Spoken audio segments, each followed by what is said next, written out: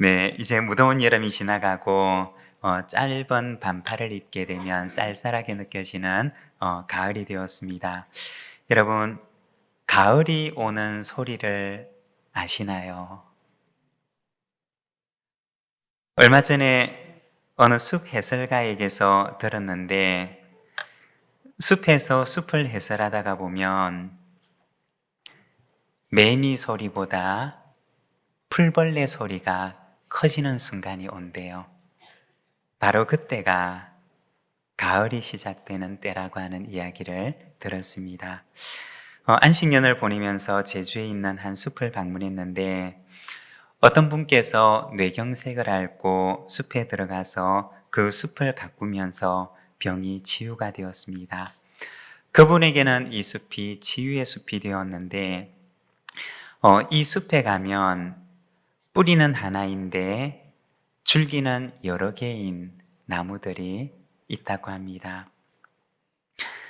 그런데 어떤 나무는 줄기들이 여기에 줄기가 있는데 또 저쪽에 이만큼 떨어져서 또 줄기가 나 있는데, 그런데 이렇게 떨어져 있는 그 줄기가 사실은 한 나무 뿌리에서 자라는 같은 나무라고 하는 이야기를 듣게 되었습니다.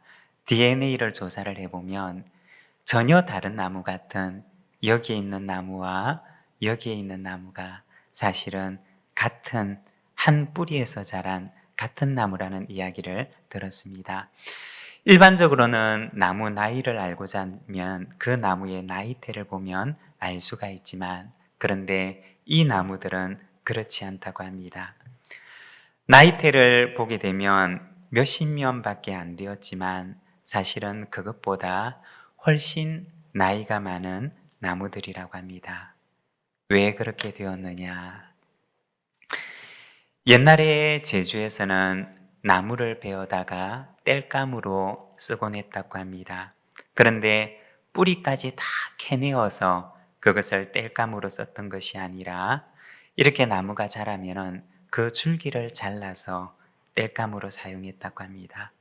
그러니까 조금 자라면 잘라서 땔감으로 쓰고 또 조금 자라면 잘라서 땔감으로 쓰고 그렇게 했던 것입니다. 그래서 수십 개의 줄기를 가지게 된 나무의 이야기를 들었습니다. 여러분, 만일 나무의 입장에서 생각을 해보면 이 일들은 얼마나 절망스러운 일들이었을까요? 조금 자라면 잘라버리고 또 조금 자라면 잘라버리고, 그런데 그렇게 잘려도 거기에서 절망하지 않고 이 나무는 거기에서 또 다른 희망의 줄기를 내었던 것입니다. 그렇게 해서 그 숲을 덮어갔던 나무들의 이야기를 보았던 적이 있습니다. 여러분, 우리의 인생 가운데도 줄기가 잘리는 것 같은 절망스러운 순간들이 찾아올 때도 있습니다. 그러나 거기에서 절망하지 않고 다시 희망의 줄기를 내어보시기를 바랍니다. 언젠가 나의 인생이 희망의 나무들로 가득한 숲이 되어 있는 것을 보게 될 것입니다. 이러한 희망의 이야기가 바로 저와 여러분의 이야기가 되시기를 바랍니다. 오늘은 마태복음 6장 말씀을 통해서 감사, 새들과 꽃들처럼 이라는 제목으로 우리가 새들과 꽃들의 감사에 대해서 잠깐 함께 말씀을 묵상을 하고자 합니다. 먼저 첫 번째는 오늘의 하나님께 감사입니다. 25절에서 30절까지 말씀을 우리말 성경으로 봉독하는데 우리 함께 듣겠습니다. 그러므로 내가 너희에게 말한다. 자기 생명을 위해 무엇을 먹을까, 무엇을 마실까 걱정하지 말고 자기 몸을 위해 무엇을 입을까 걱정하지 말라. 생명이 음식보다 소중하고 몸이 옷보다 소중하지 않느냐. 곤충의 나는 저 새들을 보라. 씨를 뿌리지도 거두지도 창고에 쌓아두지도 않지만 하늘에 계신 너희 아버지께서는 먹이신다. 너희는 새들보다 얼마나 더 귀하냐.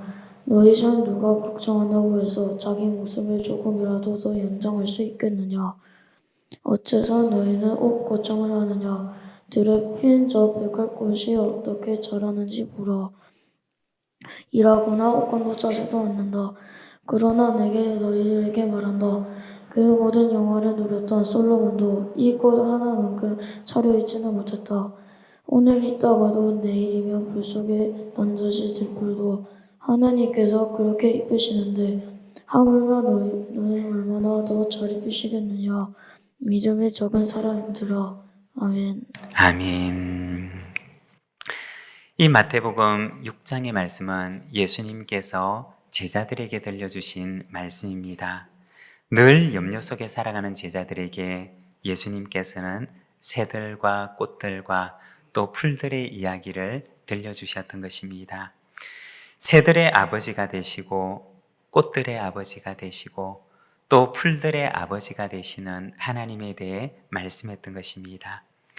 새들의 아버지가 되시는 하나님께서는 그들에게 일용할 양식을 주시고 꽃들의 아버지가 되시는 하나님께서는 그들에게 솔로몬의 영광보다 아름다운 옷으로 입혀주시고 풀들의 아버지가 되시는 하나님께서는 오늘 피었다가 내일 지는 그러한 들풀이지만 그러나 오늘의 흡족한 은혜를 주시는 것을 말씀하십니다. 예수님의 말씀은 바로 이 하나님이 그들의 아버지가 바로 너희의 아버지다 라고 말씀하셨던 것입니다. 우리가 성경을 보게 되면 이스라엘 백성들이 애굽에서 나와서 가나안으로 지나갈 때 광야를 지나가게 됩니다. 그런데 이 광야에서 그들은 40년의 길을 걸어갑니다. 하나님께서는 이스라엘 백성들이 광야 길을 걸어가는 그 40년 동안 매일같이 하늘로부터 만나를 내려주셨습니다. 매일같이 오늘의 양식을 내려주시면서 기적 같은 날들을 그들에게 허락해 주셨던 것입니다. 그러면 여러분 어떠할까요? 광야에서 40년을 걸어갔던 매일같이 하늘로부터 내려오는 그 만나를 먹었던 이스라엘 백성들은 하나님께 감사했을까요? 우리가 성경을 보면 그렇지를 않았습니다. 그들은 오늘의 양식에 감사하지 못하고 늘 내일의 염려 속에 불안해하고 또 불평하였습니다. 이들을 바라보는 하나님의 마음은 어떠하였을까요? 아마 하나님께서는 오늘 우리가 읽고 있는 예수님께서 제자들에게 들려주신 이 말씀을 그들에게도 들려주고 싶지 않으셨을까요? 공중의 새들을 보라, 들의 꽃들과 풀들을 보라. 너희는 이것들보다 더욱 귀하다. 새들의 아버지가 되시는 하나님께서, 꽃들과 풀들의 아버지가 되시는 하나님께서 오늘 너희의 아버지가 되신다 라고 말씀해주고 싶지 않으셨을까요? 우리가 성경을 읽을 때 하나님을 아버지라고 말하는 것을 보게 됩니다. 이때 아버지라고 하는 그 말 속에는 공급자라는 의미가 들어 있습니다. 생명의 공급자, 나의 생명을 지키시고 돌보시는 분, 또한 우리의 필요의 공급자, 우리의 결핍을 아시고 오늘 일용할 양식을 우리에게 허락해 주시는 우리의 아버지 하나님을 말하는 것입니다. 이처럼 성경에 나오는 이 아버지라고 하는 말 속에는 바로 공급자라는 의미를 가지고 있습니다.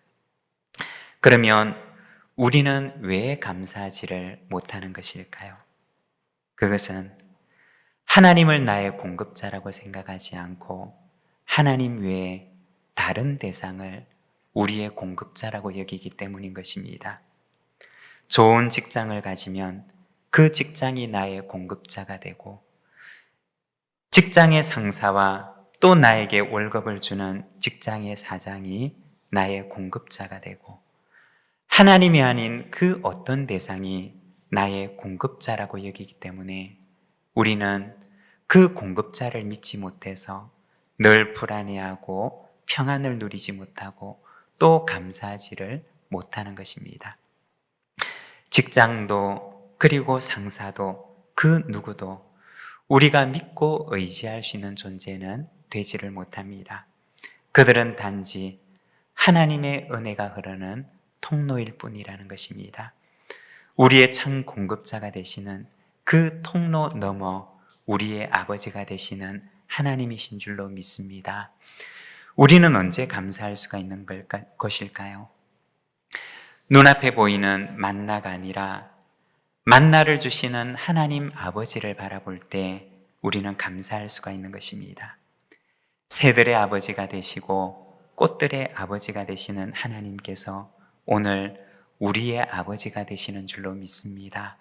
새들처럼 하나님께 찬양하고 꽃들처럼 우리의 아버지가 되시는 하나님께 영광을 돌리는 자가 되시기를 바랍니다.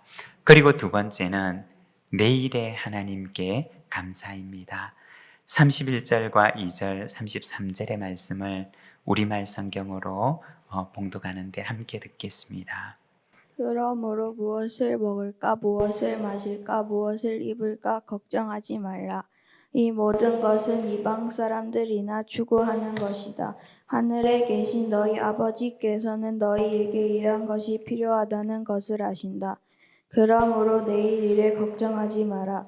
내일 일은 내일이 맡아서 걱정할 것이요. 한날의 괴로움은 그날에 겪는 것으로 충분하다. 아멘. 아멘. 감사합니다. 여기 보면 내일 일을 위하여 걱정하지 마라고 말씀을 하십니다. 무엇을 말하는 것일까요? 내일을 준비하지 않는 무책임함에 대해서 말하는 것일까요? 그렇지 않습니다. 내일이라고 하는 시간은 하나님의 것이라고 하는 사실을 말하는 것입니다. 여러분, 내일이라고 하는 시간의 주인은 하나님이십니다. 우리는 왜 염려하고 걱정을 하느냐? 내일이라고 하는 시간의 주인이 하나님이심을 우리가 온전히 믿고 신뢰하지 못하기 때문입니다. 오늘 여기까지 인도해 주신 하나님께서 내일도 나의 삶을 신실하게 인도해 주실 것이라는 것을 우리가 온전히 믿고 신뢰하지 못하기 때문에 우리는 감사하지 못하는 것입니다. 이스라엘 백성들이 광야에 있을 때 매일같이 하나님께서는 그들에게 만나를 내려주셨습니다. 하지만 이스라엘 백성들은 늘 내일에 대한 염려 속에 내일도 만나를 내려주실 그 하나님을 믿지 못하고 그들은 이 만나를 가득가득 쌓아두었다가 그것이 썩어서 벌레가 생기는 것을 경험하게 되었습니다. 바로 내일의 하나님을 온전히 신뢰하지 못했기 때문입니다. 오늘은 주셨지만 내일은 그 만나를 내려주시지 않으면 어떡하나 라는 불안으로 그들은 매일을 살았던 것입니다. 여러분, 누가 감사할 수가 있을까요? 오늘 여기까지 나의 삶을 인도해 오신 하나님께서 내일도 나의 삶을 신실하게 인도해 주실 것이라는 것을 믿을 때 우리는 오늘의 감사를 하나님께 드리고 또한 내일도 감사하며 살아갈 수가 있는 것입니다. 여러분, 오늘 우리에게 베풀어 주신 하나님의 은혜에 감사합시다. 그리고 내일도 은혜 주실 것을 믿고 감사합시다. 그러면 우리가 오늘 드린 그 고백대로 하나님께서 우리에게 이루어 주실 것입니다. 그리고 세 번째는 청지기의 감사입니다. 오늘 우리가 읽고 있는 이 말씀의 큰 흐름은 재물에 대한 문맥입니다. 19절에서 21절까지 말씀을 우리 자막을 보면서 함께 봉독하겠습니다. 너희를 위하여 보물을 땅에 쌓아두지 말라. 거기는 좀과 동록이 해하며 도둑이 구멍을 뚫고 도둑질하느니라. 오직 너희를 위하여 보물을 하늘에 쌓아두라. 거기는 좀이나 동록이 해하지 못하며 도둑이 구멍을 뚫지도 못하고 도둑질도 못하느니라. 내 보물이 있는 그곳에는 내 마음도 있느니라. 아멘. 오늘 우리가 읽고 있는 이 말씀은 사실은 물질과 보물에 대한 문맥입니다. 무엇이라고 권면을 하시느냐? 33절 말씀을 우리가 함께 읽겠습니다. 그런즉 너희는 먼저 그의 나라와 그의 의를 구하라. 그리하면 이 모든 것을 너희에게 더하시리라. 아멘. 예수님께서는 이 문맥 속에서 하나님의 나라와 의를 구할 것에 대해서 말씀을 하셨습니다. 그러면 하나님 나라와 의를 구하는 삶이라고 하는 것은 어떤 삶이냐? 바로 청지기의 삶인 것입니다. 물질에서 만족감을 얻고 물질이 주인인 줄로만 알고 살아가는 사람은 늘 불안해하고 또 염려하며 살아갑니다. 나를 위해서 무엇을 먹을까? 나를 위해서 무엇을 입을까? 나를 위해서 무엇을 마실까? 늘 자기 자신만 생각하며 자기 자신을 염려하며 자기를 위해 살아가는 것입니다. 그런데 청지기는 어떤 사람이냐? 그는 이 물질의 주인이 누구인지를 아는 사람입니다.